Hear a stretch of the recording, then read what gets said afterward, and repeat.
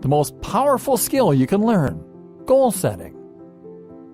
Learning how to set goals properly is arguably the most powerful skill that you can possibly learn. Why? Because it will allow you to then accomplish a huge range of other goals. When you know how to set goals, it allows you to effectively work toward anything. This is the key to unlocking pretty much everything you could want from life. So ironically, the first goal you should focus on is the goal of setting goals. And until now, you've probably been doing it all wrong. The problem with your current goals. How can a goal be wrong? Sure, any objective is a worthwhile one, but the way that you phrase your goals and structure them is going to massively change your likelihood of finding success. Let's take weight loss as an example, because it's one of the most straightforward goals that is easiest to implement. When you set out to lose weight, you should start with a concrete goal. And for most people, this will look something like this: lose 2 stone by next year. This is a terrible goal. Why? Well, first of all, it is far too vague. How are you losing weight? Weight from where? Why do you want to lose weight? What do you actually want to look like? At the same time, it's out of your control. Even if you are completely committed to your goal, you may find that outside forces prevent you from being successful. Maybe you get ill. Maybe you accidentally follow the wrong program. Maybe it turns out you have a bad metabolism. Finally, the goal is too far in the future.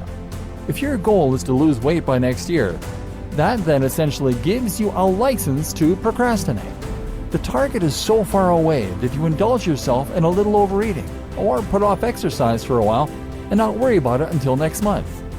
6 months pass and you realize you're actually further from your goal.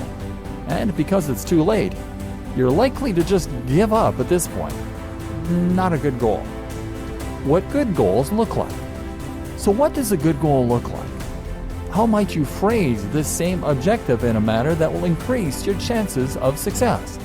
The first thing to do is to focus on things that are immediately within your control and that are not influenced by outside factors at all. These goals should be things that you can accomplish in a guaranteed manner and that you will be immediately graded on a pass-fail basis. So for instance, instead of aiming to lose 2 stone by next year, you would use this goal: I will work out 3 times a week every week for at least 15 minutes. Now that is a goal that you can aim for. Regardless of your metabolism, or of injury, or of any other outside factor, this is a goal that you can accomplish. It also means you can't put off the goal, and it means you'll never reach that disappointing point where you can no longer stand any chance of completing it. And at any point in your life, there is no reason that you can't set out to accomplish this goal and expect to be successful. But by focusing on this small, short-term goal, you will then find that the long-term goal of losing the weight takes care of itself. How to formulate your goals. But that doesn't mean that any short-term goal that is binary in nature is going to cut it.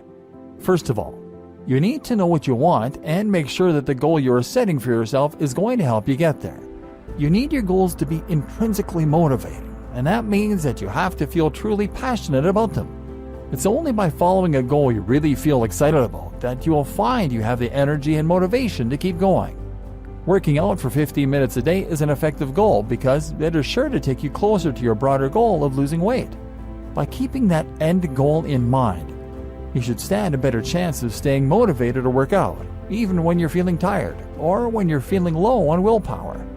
And you shouldn't just be aiming to lose weight either. Instead, you should have a more concrete vision of what this entails. Do you want to be thinner? Do you want to be more muscular? Why do you want that thing? Is it so that you will be more attractive to the opposite sex? Or because you want more energy? Be honest with yourself and listen to that drive inside that is pushing you toward the goal you want to accomplish. If your goal is to make money, then try to focus on what the emotional hook is that is making you want that money. It likely boils down to more than cash. Maybe it's status you really want, power, confidence, freedom. Only by really understanding the true nature of your own dreams can you A, take the fastest route to accomplishing them, and B, maintain the drive and motivation you're going to need to get there. This is going to require some soul searching. Moreover, you need to ensure that the goals are achievable and realistic, and that you have broken them down into small enough steps. Case in point, our goal for weight loss is to work out 15 minutes per day. That's a tiny amount, but it works because it's achievable and realistic. If you make your goal harder, such as working out for an hour a day, then you're going to find you're quickly disappointed when you can't find the time or the energy. You'll put off the exercise and make excuses. The best part about training for just 15 minutes is that once you start, you'll often find you go for longer. Put it this way, it's much better to have a small, easy-to-accomplish goal and stick with it than it is to have a massive, life-changing goal that you can't manage. But of course, if you're making your goal smaller, that means that it will take you longer to reach the eventual destination you're gunning for. This is not a problem. This is just another thing you need to accept if you want to accomplish anything. Things worth having take time. Take small, steady steps and enjoy the journey.